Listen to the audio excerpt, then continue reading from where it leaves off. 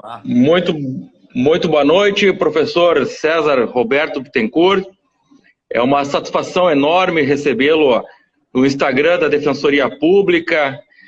Dizia do quanto estávamos felizes em recebê-lo aqui para tratar de um tema tão importante para quem faz do seu dia a dia a defesa criminal. Para a Defensoria Pública é uma honra enorme trazer o senhor no Instagram, que faz parte da história do direito penal brasileiro. Eu até separei aqui, porque comecei já ainda na década de 90 a pensar um pouco o direito penal, e lá em Santo Ângelo, lá quase na fronteira, eu já me deparava com uma obra do senhor, né? Lições de Direito Penal, parte geral aqui. Então, dispensa apresentação, professor César Bittencourt, né, renomado autor de obras consagradas do direito penal brasileiro, professor universitário, coordenação de cursos de pós-graduação, ex-diretor da Escola Superior do Ministério Público.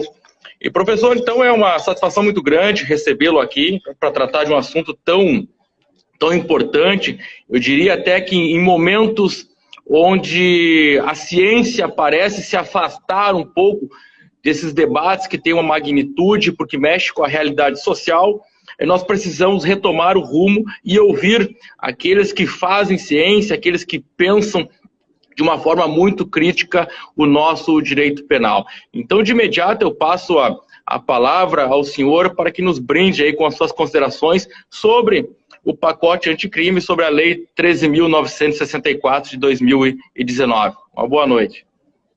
boa noite, doutor Regis. Andrei, né? Andrei, curador, doutor, aliás, defensor no meu passado, cartão de visita também até chegar a Porto Alegre. Mas quero dizer, aproveitar para comentar, eu estou emocionado de trabalhar com a Defensoria Pública. Eu nutro muita simpatia, tenho um respeito, uma admiração muito grande pelo extraordinário trabalho que a Defensoria faz. E, finalmente, o país todo tem Defensoria instalada em todos os estados. Eu me lembro, doutor Andrei, eu fui para Justiça em Alvorada, em 84, tinha assistência judiciária. Era um era deslocado para atender essa demanda, mais a parte criminal e alguma coisa de família. E levou muitos anos ainda para conseguir o crescimento. Então, eu me emociono até para falar com você. Assim que eu estava na expectativa de ter este encontro, porque eu falei os outros estados, o meu estado, né? Meu estado é importante para mim, eu vi que teve se desenvolver. Então, é muito grande ter a oportunidade de conversar com você, meu estado, mas eu queria te pedir licença para fazer um cumprimento especial para alguém que representou muito na instituição de vocês, conseguiu elevar o padrão da política pública e equiparar a autonomia financeira, isso aí, me referindo àquele de Paluta, que foi assim, sabe que eu acompanhei por aí, acompanhei esse crescimento, esse desenvolvimento, essa evolução, crescimento da instituição. Só dela, os defensores, professores, para mim, é realmente uma alegria que me emociona, sabe? Estou acostumado a fazer essas coisas e não me emociono com facilidade. Porém, também, vitória, e falar do Rio Sul, falar de tão importante na época, no momento assim. Então, realmente emociona, porque eu tenho muitos alunos que são defensores públicos, ou foram pós, ou foram até na pós da URGS. Enfim, se não forem meus alunos, estudaram pelos meus livros, provavelmente, né? Então... Bom... Professor, eu vou só lhe interromper um momento. Eu não sei, só para a gente fazer um teste aqui, o pessoal está me dizendo que o seu som está falhando. Eu pergunto a quem está nos assistindo se o meu está falhando também ou se é apenas do professor, para a gente fazer uma checagem aqui. Faz o seguinte, me dá 30 segundos, que eu vou pegar a foto. Perfeito. Tá? Perfeito, professor. Eu pergunto aos amigos que estão nos assistindo aqui se o meu áudio ele está saindo de forma perfeita ou em condições. Tá certo? Obrigado, Daroit.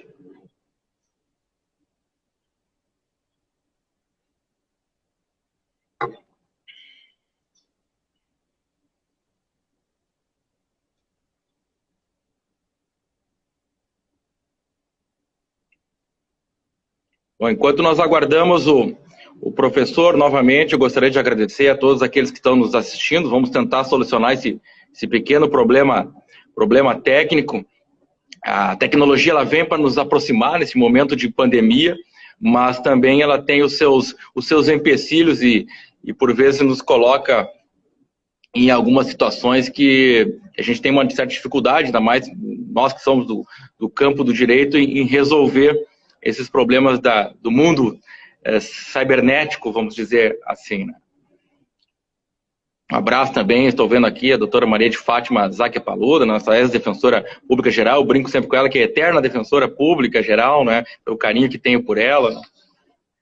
Vamos ver, professor, os ouvintes aqui estavam nos relatando, ia dizendo que os ouvintes estavam nos relatando que o seu som estava falhando. Talvez, às vezes, uma porta aberta assim melhora a conexão com o modem, né? Mas vamos tentar agora ver como é que vamos me ouvir, né? Eu acho que agora melhora. Pergunta ver se melhorou. Eu estava sem o fone de ouvidos, que melhora o som, que ele vai direto para o celular. Uhum. Será que melhorou? Tá perfeito da minha parte aqui, eu acredito que sim. Bom, que bom, né? Então eu estava começando, estava falando, né, nos cumprimentos, na defensoria toda, Maria de Fátima Paluda, doutora, poderosa, defensora pública, que batalhou muitos anos onde o senhor está agora, no Tribunal do Júri, ela foi a dona do júri por muito tempo lá. Verdade. Eu tenho certeza que você faz grande papel também lá. Então, cumprimentar todos vocês de uma forma também muito carinhosa, que é a Maria de Fátima. Maria de Fátima, doutora, mas a gente é até uma amiga, de repente até esquece a doutora, né? E aqueles que foram meus alunos, assim, que, oxalá, que estejam nos representando aí, e dizer que vocês têm em mim um defensor dos defensores públicos. Que bom, professor, muito obrigado. E tem uns meninos, às vezes, vêm por aqui, tem um rapaz que atende sempre aqui, eu encontro ele muito no Supremo, no STJ, teve uma defensora pública até, ficou pouco tempo, eu acho que ela é casada com o Paulo Hertz, e não ficou muito tempo por aqui, mas a Defensoria tem se feito presente também, e é uma coisa extremamente importante que a Defensoria possa manter um representante aqui em Brasília, né? Porque senão fica só dando murro em ponta de faca, né? E aí, é verdade, é importante fazer essa litigância estratégica nos tribunais superiores, você tem razão. É muito importante, né? E os tribunais superiores têm muito respeito pela Defensoria Pública. Especialmente o Supremo Tribunal Federal faz um destaque sempre, merecidamente, né, do trabalho que faz. Então, assim, você sabe que o cidadão tem uma defesa digna, competente, séria, respeitável e respeitosa, né? Então, não é o fato de estar sendo defendido por um defensor público que ele não tem o seu direito bem defendido. E o exemplo está aí, a gente vivencia isso todos os dias. Também os cumprimento a instituição, e eu disse, eu falei que eu estava falando com a Defensoria de Pernambuco, da Bahia, eu digo assim, hoje se eu fosse fazer concurso público, eu faria para a Defensoria Pública. Porque a minha forma de ver, de pensar, de sentir, e a minha visão crítica que eu tenho do direito, eu estaria mais para defensor do que para promotor.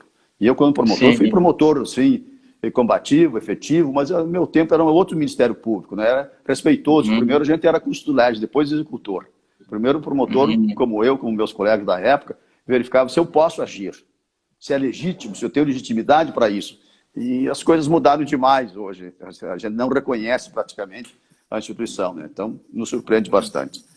Mas é um prazer, estou à disposição de vocês para a gente conversar, então, a respeito dessa reforma da Lei 13.964, relativamente ao Código Penal.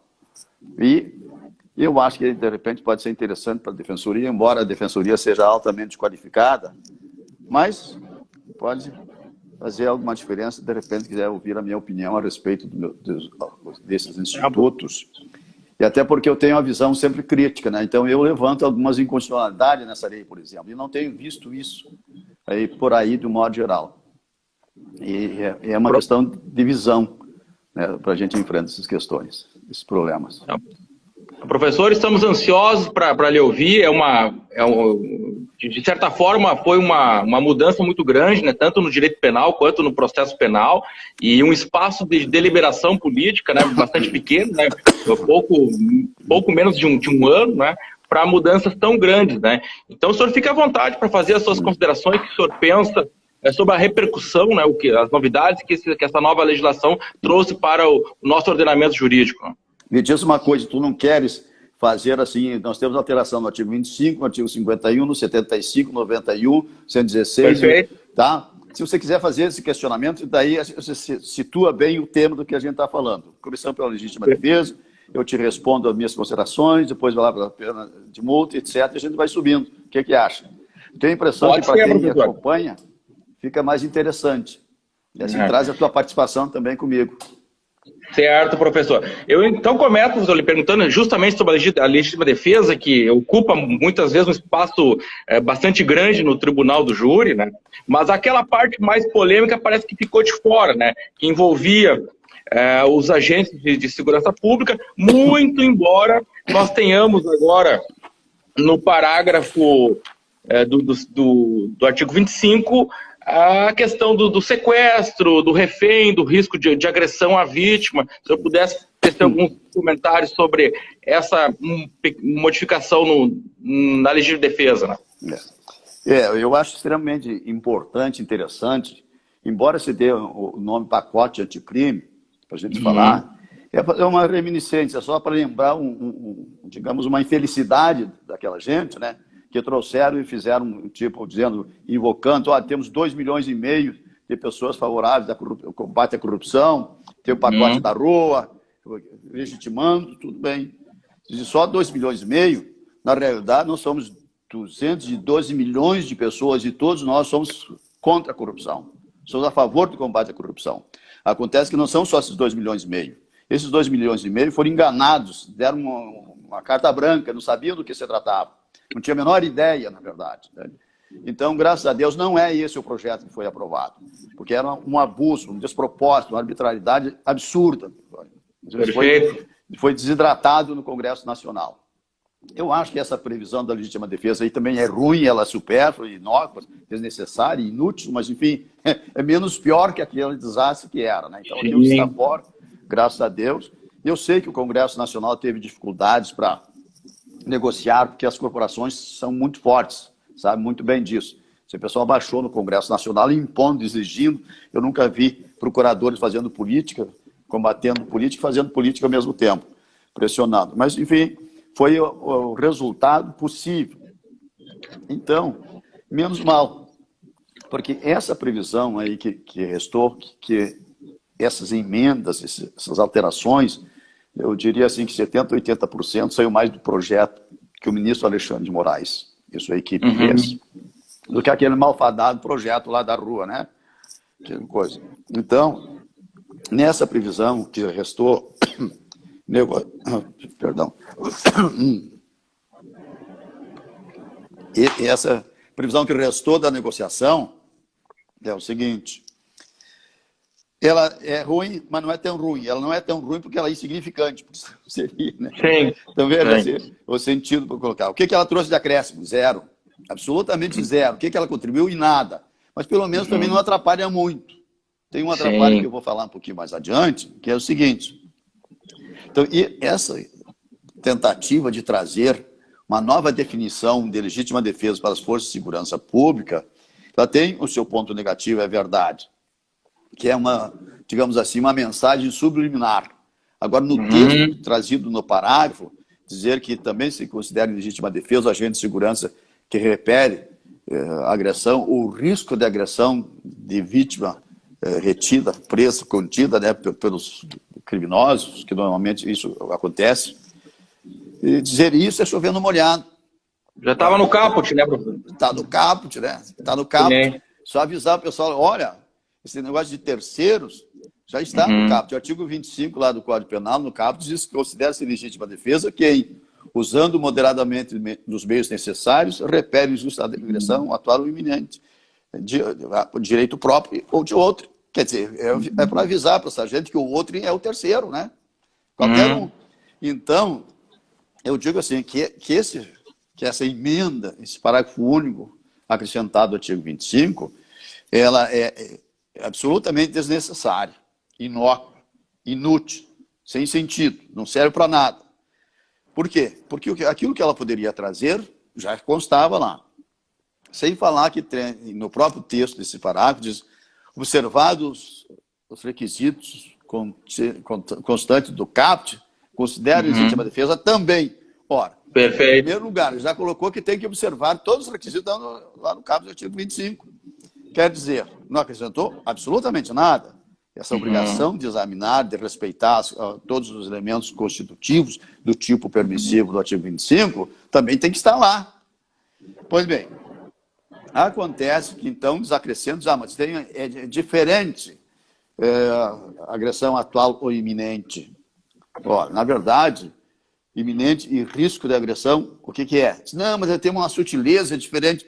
Não existe sutileza. Você tem uma agressão atual ou iminente. Essa iminência pode ser representada por um risco de agressão ou não. É evidente que é. São expressões diferentes, mas o sentido, o significado, a exigência é a mesma.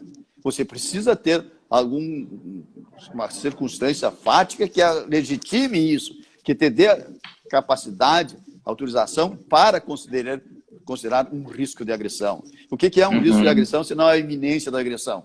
É a mesma coisa.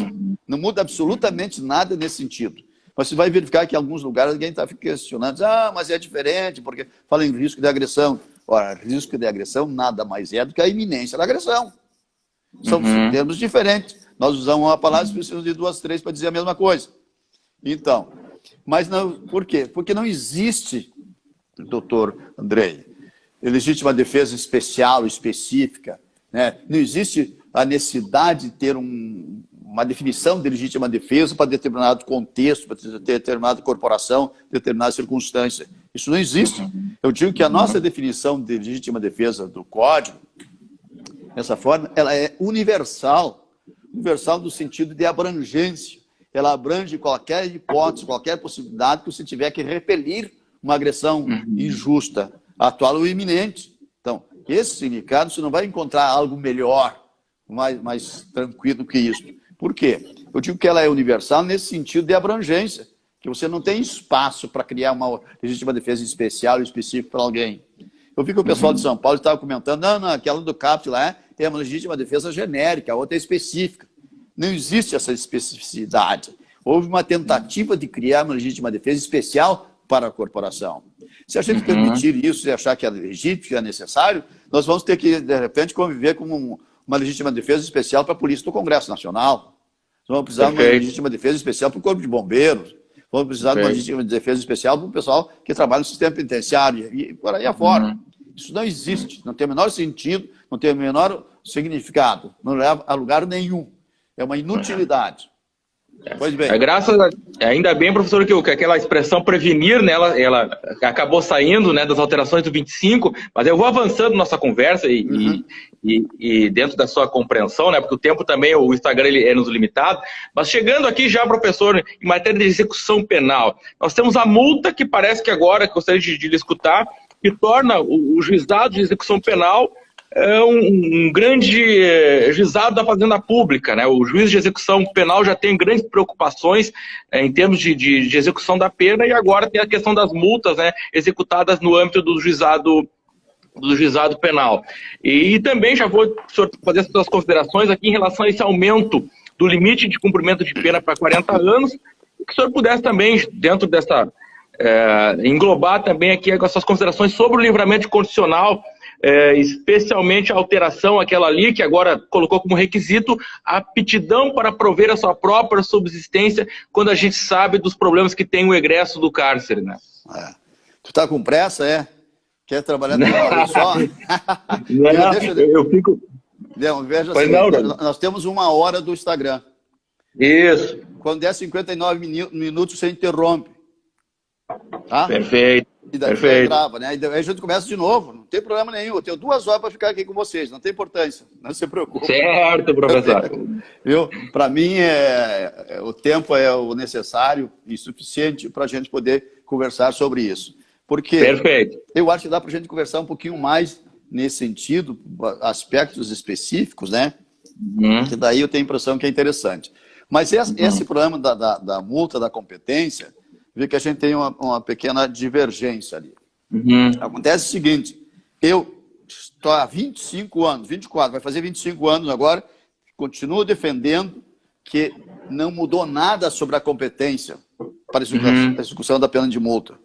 Eu sempre sustentei, desde que saiu a Lei 9.268, lá em 96, que não alterou absolutamente nada a competência para a execução da pena de multa. O que houve? O que houve foi errado, interpretação errada.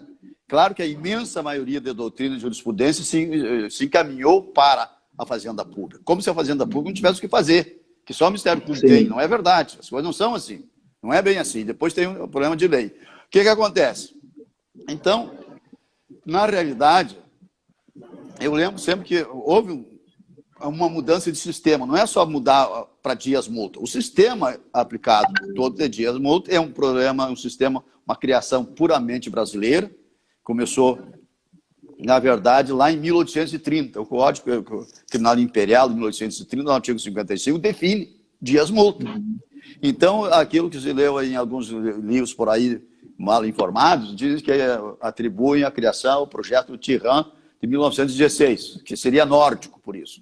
Não é verdade. Sempre disse que não é verdade. Depois que eu estava fazendo doutorado lá na Espanha, na pesquisa, eu descobri, tem um artigo de uma catedrática finlandesa, em Keri Antila. E ela diz, o sistema de multa não é nórdico.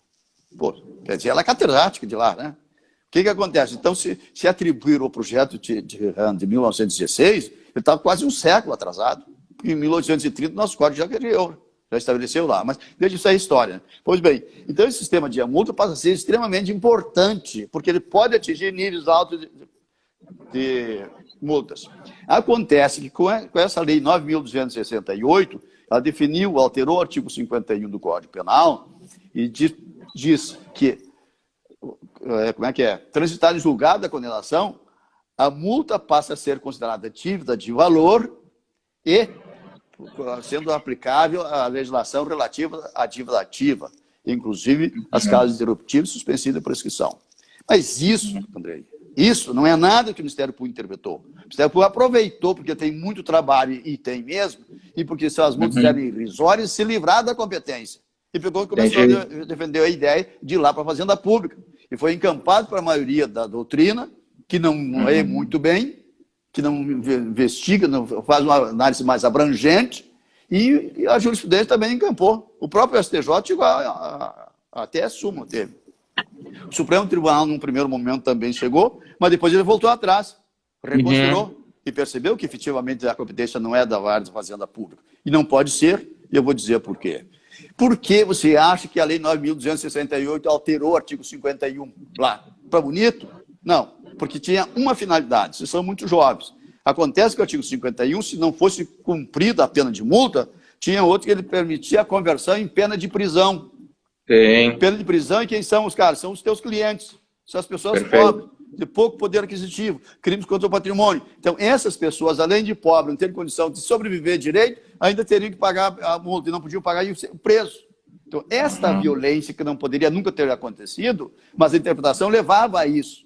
Então, o legislador, vendo isso, pegou e projetou esta lei, 9.268. Então, ela passa a ser considerada dívida de valor, por duas finalidades. Primeiro, exatamente para impedir que se convertesse o não pagamento em pena de prisão, que é a maior injustiça que se fazia. Em segundo lugar, porque, segundo os hermeneutas, ela pode ser aplicada a correção monetária. Pois bem, só isso, nada mais, não alterou a competência de ninguém, de nada. A interpretação da maioria, imensa maioria, e até escrevi, está no meu tratado lá, quer dizer, a minoria da qual eu faço parte, chega a ser humilhante, porque eram três, era eu, o Juarez Cirino dos Santos de Curitiba e o Checário de São Paulo. O resto, todo mundo faz coisa. Então, o Rogério Santos disse esses dias, olha, o César ganhou essa luta sozinho, 24 anos defendendo uma coisa, e veio um legislador e diz exatamente o que ele defende. Eu acho meio suspeito. É Tá possível que o certo. legislador, a assessoria, ele possa ter sido meu aluno ou estudado meus livros, né? Por quê? Uhum. Então, veja bem. Então, além de dizer que a competência era da Fazenda Pública, eu vou falar um pouquinho mais disso aqui hoje, tá? E além de dizer que era a competência da Fazenda Pública, eles ainda defendiam que fosse inscrita em dívida ativa. Nunca o legislador pensou isso, apenas disse que se aplicava a legislação relativa à dívida ativa e às causas interruptivas suspensivas. Pois bem, por que você acha que, o pessoal que você acha, que nós achamos, por que se acha que os créditos tributários são inscritos em dívida ativa? É isso que os créditos de dívida ativa, uma das principais. Ora, por quê? Para você cobrar e executar qualquer coisa no Poder Judiciário, você precisa de um título. Você não executa nada lá se não for um título, que pode ser judicial ou extrajudicial. Nós conhecemos o judicial, a sentença. É a sentença penal, a sentença civil é o título judicial. Agora, os títulos de crédito, por exemplo, que são a maior demonstração que você tem um título extrajudicial. Sem o título judicial ou o título extrajudicial, tu não consegue executar. Tu vai ter que entrar com uma ação de conhecimento, vai para lá, tudo bom. Todos nós sabemos. Pois bem, então a questão era evitar isso. Por que você acha que a Receita Federal inscreve em dívida ativa os créditos que tem dos contribuintes que não pagam? Para ter um título judicial. Por quê? Porque ela não pode cobrar no judiciário se não tiver um título. O débito, claro, o crédito, o lançamento lá tributário, ela não pode executar, a não ser que traz com uma ação de conhecimento. Então, a inscrição em dívida ativa tem o significado exatamente de permitir que ele receba o título, a certidão de inscrição em dívida ativa, é o título judicial que a Receita Federal executa em juízo, né?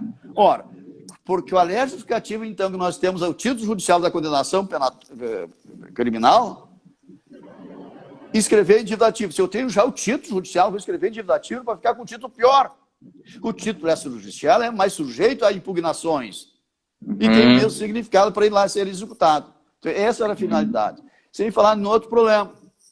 Acontece que quem é que pode escrever em dívida ativa? O procurador da Fazenda Nacional. Tu falar com ele, escuta, você pode... Não posso. Não posso escrever porque a lei estabelece números clausos. São aquele rolo, aquela relação lá que eu posso escrever em dívida ativa. E nesse rol não está condenação à pena de multa. Condenação penal não existe. Então, era uma bobagem, né? Absoluta bobagem. Mas o pessoal não vai muito atrás de verificar os porquês também. Continuou defendendo isso. O Supremo mudou, alterou, bem. Então, eu argumento sempre com esse sentido, demonstrando que não teria nenhum sentido, nenhuma finalidade. E tanto que não escreveram. O procurador não escreveu de ninguém. Não pode. E o significado seria apenas aquilo. Pois bem, então, superado isso, vem agora esta lei e diz claramente, olha, a redação é exatamente a mesma.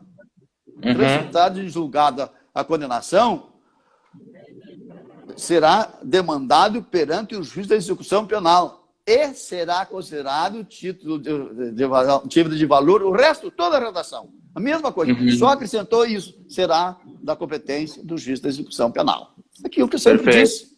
Bom, então, essa é a lei, é assim que funciona.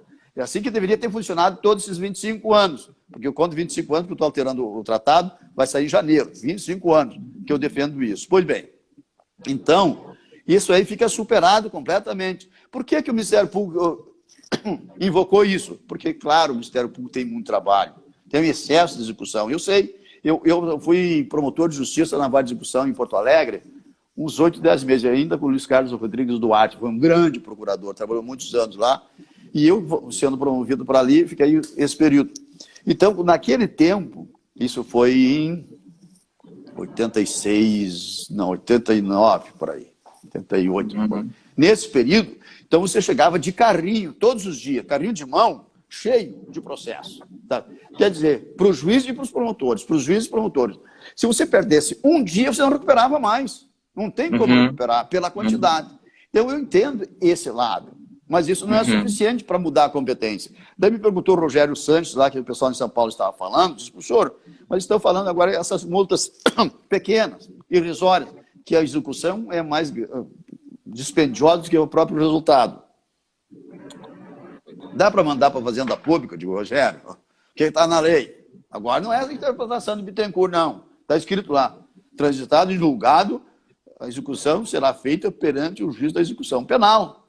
Não pode mudar por isso se é bastante, se é pouco. Não pode, claro que não.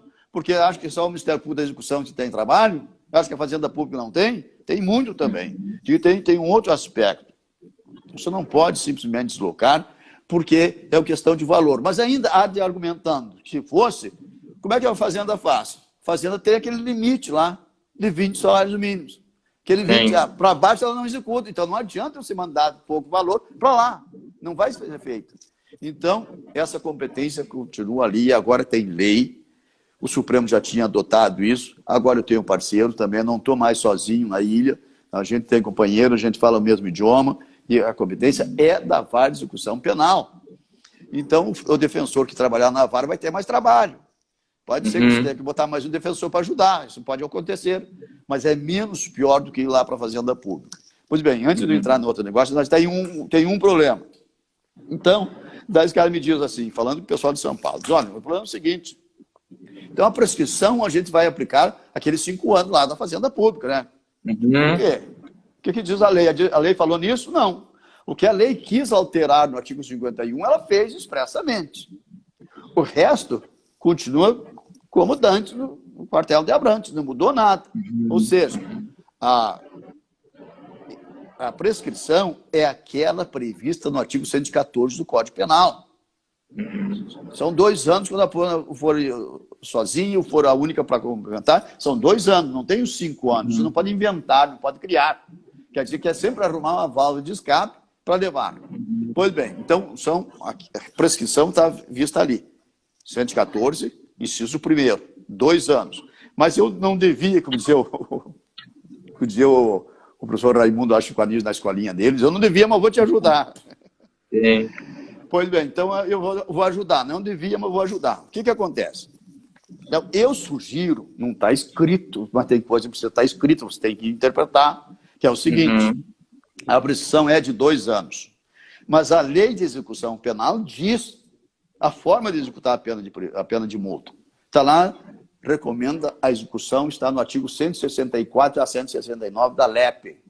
Então, o Ministério Público não pode, se for intimado, e pedir para o juiz, intime o seu réu para pagar. Sob pena de prisão, não pode mais dizer, pagar por quê? Se não pagar, acontece o quê? Nada. Não é isso.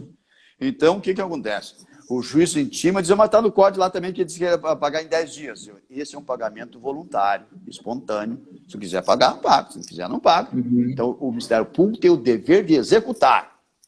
Para cobrar, tem que executar. Mas não é simplesmente fazer cota nos autos, pede para intimar o réu para pagar. Não. Tem procedimento previsto, tem o processo exatamente de execução. Claro. De acordo com esses artigos que remetem para o Código de Processo Civil, a execução é a mesma. Então, você faz uma petição, pedindo a citação para pagar em 10 dias, nomear bens à penhora. Ou depositar em juízo, se quiser, como quiser. Veja bem, então, essa citação é para esta finalidade. Claro que é mais complexo, é mais democrático, é mais demorado, o Ministério Público não vai gostar disso, mas vai ter que fazer. É lei, senão ninguém paga. Pois bem, então, ele citado, ele tem a mesma situação, a mesma hipótese, as mesmas alternativas. Ele pode pagar em 10 dias, ele pode nomear bens à penhora, ou pode depositar simplesmente na conta dele, na conta judicial vinculada a ele, para discutir as questões que ele quiser discutir na execução. Então, é o mesmo procedimento lá do processo civil. Pois bem, então, nós temos agora 2 anos da prescrição. O processo, o procedimento é este, não tem outro. Acho que o defensor deve questionar. Se for para outro lugar, diz, olha, não é aqui, está errado. Não precisa pagar. Se eu pagar, tem que ser executado. Nos termos da lei. Lei 16, artigo 164 de 2010. 9.010. 9.210. Entendeu? Então, essa é a situação. O indivíduo precisa ser executado e pode nomear bens à penhora e pode levar. Pois bem, então, essa prescrição de 2 anos, Andrei, eu penso diferente. Ela é essa lá do artigo 114, inciso 1º, quando é a única multa a que faltava aplicada, mas tem um porém. Então, para o pessoal que está preocupado, talvez a defensoria não goste muito da ideia, mas eu sou crítico e tenho a minha linha. Vou fazer. Então, a minha visão crítica é a seguinte.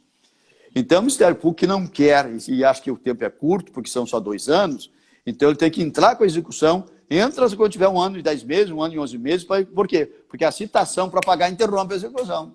Interrompe o lapso temporal. Por quê? Não está escrito isso ali. Mas qual é o sentido?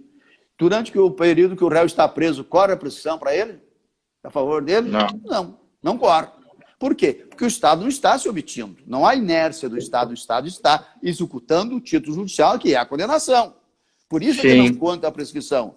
Ora, o mesmo mutatis mutandis você aplica na execução da pena de multa. No momento que o Ministério Público pede a citação do réu, vai citar e o procedimento anda, ele suspende a prescrição. Então, aqueles 2 anos ali ficam suspensos. Por quê? Porque está executando. Durante a execução, não corre a prescrição. A menos que, durante o processo executório, de repente o Ministério Público se deite em berço esplêndido. Se ele ficar no seu ato, no andamento daquele processo, passar mais de 2 anos sem praticar ato que seja atribuição dele, Ministério Público, executor, você tem uma prescrição intercorrente. 2 anos. Não concorda comigo? Pensa no assunto. Eu escrevi sobre isso aí. Por quê? Não, isso eu não escrevi, isso não está aqui. Mas vou escrever na próxima edição, que vai sair em janeiro, para estar constando lá. Porque eu não tinha pensado. O que eu escrevi foi a toque de caixa. Foi em 15 dias que eu escrevi. Por isso que está assim no tratado. Então, pensando nesse problema da prescrição, que me falaram depois, eu não concordo com isso. Eu acho que ela realmente são os 2 anos, que não tem previsão legal, não tem forma de ser outra diferente, não tem como inventar a prescrição. Mas tem essa possibilidade. Isso é real, é processual. Tá? Porque qual é o fundamento político da prescrição? Primeiro, é a inércia do Estado. E se o Estado está executando, ele não está inerte. Então, durante essa execução, seja a pena de prisão, seja a pena de multa, ele está executando, e nesse período não pode correr. Então, se aplica conjugadamente o dispositivo lá, vai encontrar o fundamento, e daí não dá. Agora, se parar, se não cumprir atos, não praticar atos por conta do Ministério Público, daí você tem uma prescrição intercorrente. Agora, ficou mais de 2 anos sem se mexer, sem fazer nada. Então, a inércia do Estado fundamenta a prescrição. Mas, afora isso, meu caro doutor Andrei, diz que o senhor é muito bom de júri, hein? Não, isso aí é... Viu? Então, o que acontece? Depois nós temos uma coisa que é extremamente importante, que é a inovação, praticamente. Tudo isso é para entrar na inovação. Que a inovação da multa, eu tenho uma grande preocupação, que é a respeito da aplicação da pena de multa. Como é que você aplica a pena de multa? Como é que você faz o cálculo da pena de multa? A dosimetria da pena de multa, que eles têm feito errado historicamente. Por quê? Eu digo que está feito errado porque não se aplica a metodologia lá do artigo 68 do Código Penal. Não é isso. Porque o Código Penal 68, ele diz, adota o sistema trifásico para a pena de prisão. Na primeira fase, analisa as circunstâncias judiciais de 59, na segunda fase, as agravantes ou atenuantes, se existir, na terceira fase, as majorantes e minorantes. Esse é o sistema trifásico. Mas não é isso que se aplica para o sistema Dias-Multa. Por quê? Porque não foi só adotar a pena dia-multa, converter aquele de mil-réis, reais, sei lá o que era, cruzeiros, né, para essa modalidade. Não, é muito mais que isso. Na realidade, a reforma penal de 84 não adotou apenas o dia-multa, adotou o sistema Dias-Multa, que é diferente. Por isso eu digo assim, sempre sustentei isso também, embora não esteja tão claro assim como eu vou falar agora e como está na última edição do tratado, que é a 26ª edição do tratado, saiu agora no início de janeiro, né? Pois bem. Então eu digo o seguinte, nesse sistema trifásico, nós temos que utilizar o sistema próprio do Código Penal previsto para o Dias-Multa. E esse sistema também trifásico, também um sistema trifásico. Pois bem, e esse sistema Dias-Multa está previsto, tem uma seção lá especificamente da pena do multa, que é do artigo 49 ao artigo 52. Esse é onde está descrito o sistema Dias-Multa, com o acréscimo do artigo 58 e 60, que estão lá no outro dispositivo, já a parte da aplicação de pena. Pois bem, então vejamos. Como é que se faz esse sistema trifásico no sistema Dias-Multa? Na primeira fase, são 3 fases também. Na primeira fase, só se encontra a quantidade de dias-multa. Isso está previsto no caput do artigo 49. E o caput do artigo 49 diz que o menor dias multa será de 10 e o maior dias multa será de 360. Então, essa é a primeira fase. Então, vamos botar no trifásico. A primeira fase é encontrar a quantidade de dias multa entre 10 e 360. Pois bem, visto isso, então, para encontrar a quantidade entre esses 10 e 360, o julgador vai ter que examinar as circunstâncias que autorizam ele dosar a pena aqui dentro. Para isso, então, daí ele deve examinar, além da gravidade do crime, aquelas circunstâncias judiciais do artigo 59. Não vou ficar repetindo para não gastar tempo ali. As circunstâncias judiciais do artigo 59, as circunstâncias legais lá do artigo 61 e 65, isto é, atenuantes e agravantes e atenuantes, no sentido inverso, se existir, e ainda se houver causa de aumento ou diminuição de pena. Esses elementos todos são utilizados lá no sistema trifásico da pena de prisão, pelo artigo 68, todos eles são os necessários para se examinar só a quantidade de dias multa, entre 10 e 360. No Código Penal, naqueles que não têm uma legislação específica, o parâmetro, o estilo, o caminho, a forma é esta: encontrar a quantidade de dias multa, entre 10 e 360. Depois dessa primeira fase, não se altera mais a quantidade de dias multa. Por quê? Porque no sistema de dias multa, além de não ter previsão lá do artigo 68, também não existe sequer a pena base. Não tem pena base. A pena transitória, não tem. Não existe isso. Porque ele tem um sistema diferente. Pois bem, chegamos encontrado a quantidade de dias multa, examinando esses aspectos objetivos e subjetivos que não tem nada a ver com o valor multa, mas para ter o ponto de partida está no artigo 49, que é da multa. Pois bem, daí você passa para a segunda fase da dosimetria da pena de multa. Nessa segunda fase está no parágrafo 1º do artigo 49. Daí aqui ela diz que o valor do dia multa mínimo é 1/30 do salário mínimo. E o máximo será de 360. Não, estou falando do valor. E o máximo será de 5 salários mínimos. Estava pensando no que eu ia falar na frente.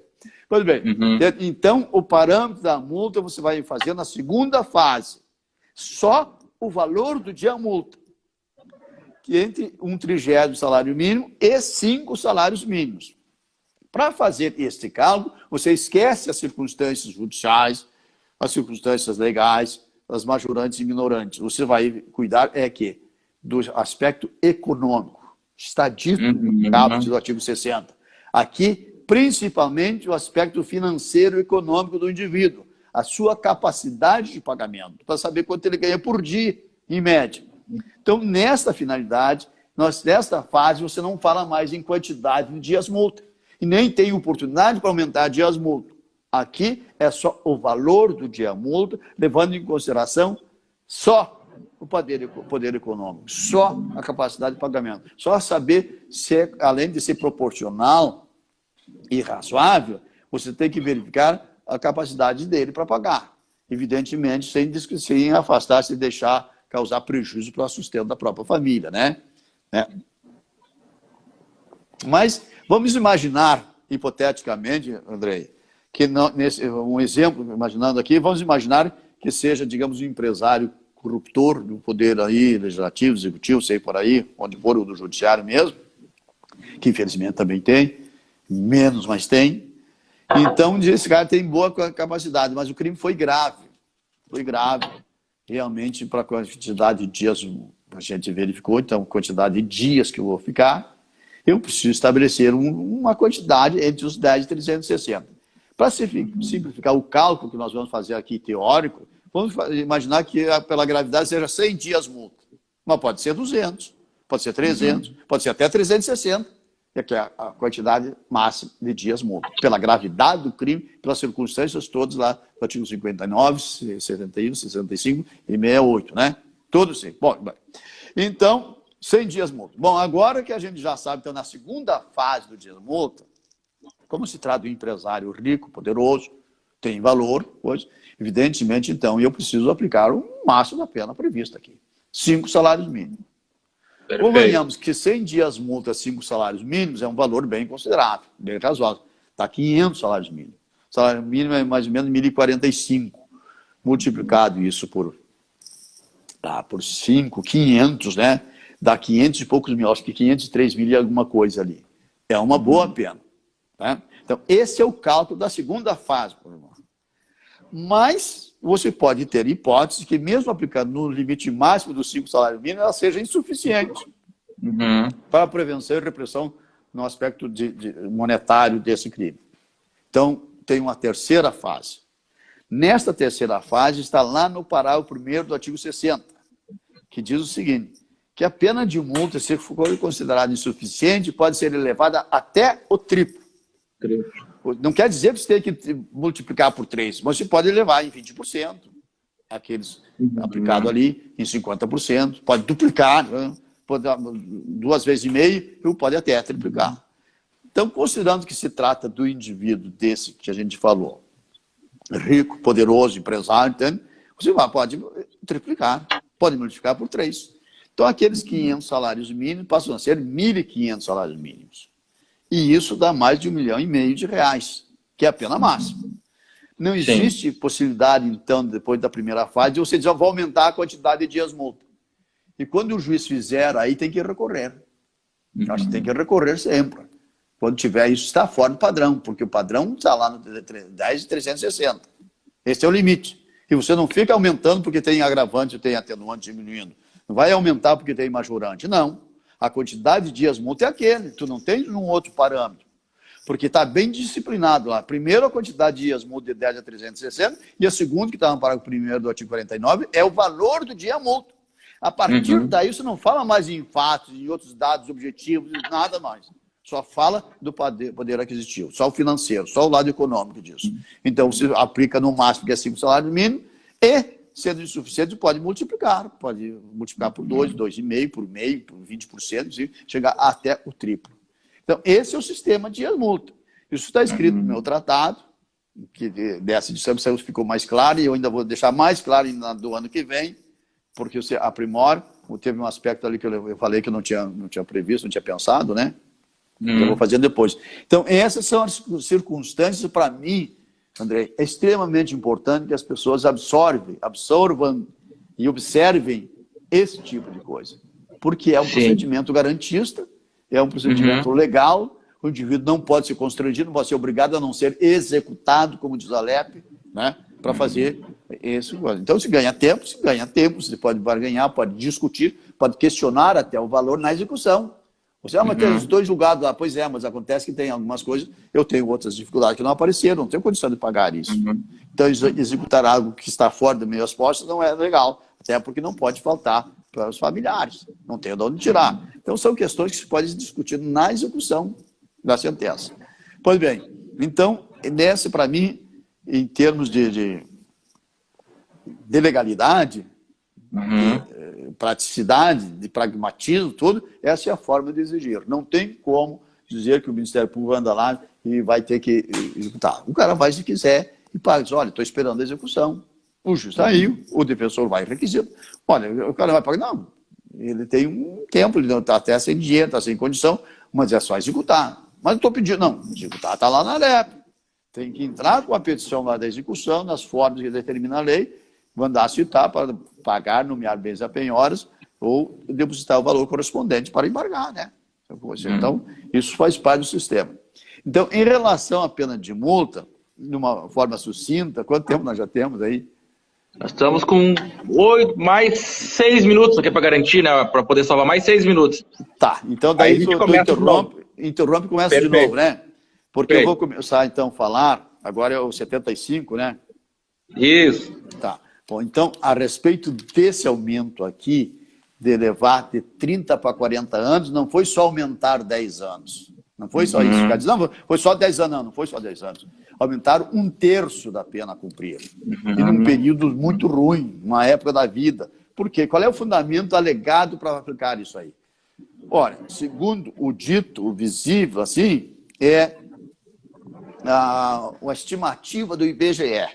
Veja que argumentozinho safado, né?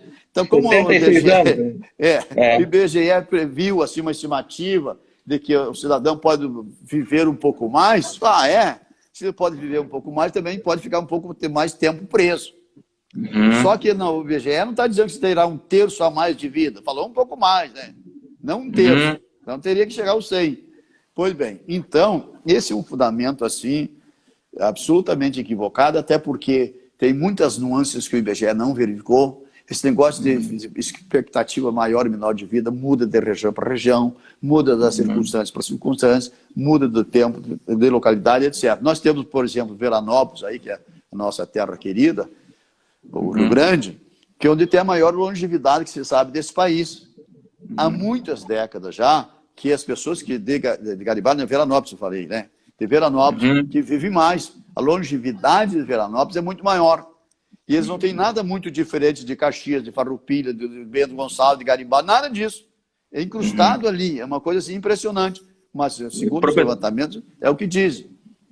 Professor, e nesse limite que foi alterado, algo que me preocupa muito é a desesperança do legislador em relação ao jovem, né? Principalmente aquele jovem em situação de vulnerabilidade. Nós pegamos um jovem aí de 20 anos, inserido numa sociedade onde as mudanças sociais elas são extremamente céleres, né? Esse jovem, quando ele sair do cárcere, ele vai pegar um mundo que ele não consegue mais se inserir de forma alguma, ele vai desconhecer completamente aquele novo mundo pós-cárcere, né? Que é algo muito preocupante, né? É muito sério, é muito grave, apanhasse muito bem. Por quê?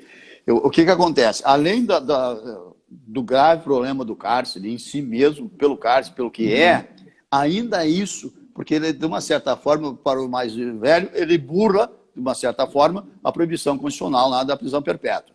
E para o jovem, ele destrói a expectativa de vida. E não é esse o sentido que tem. Um jovem que tem aí 20, 30 anos, por exemplo, que está na imaturidade ainda, que pode cometer alguma bobagem, que tem tempo para se recuperar, que deve responder pelo que fez, você não pode estabelecer uma possibilidade de 40 anos. Por quê?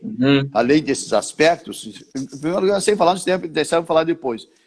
Mas além disso, o que acontece? A transformação, a velocidade da transformação social hoje é uma coisa absurda. Se você ficar 5 a 10 anos fora, você volta de lá, assim, fica pasmo. Não é esse o país. Se te mandarem lá para Marte, que agora virou moda por aí, tem até locação para fazer, pois bem, se você voltar 10 anos depois, você não vai reconhecer o planeta Terra.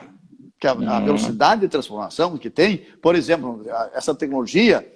O ano passado já não poderia estar falando aqui. No início do ano já não tinha isso, né?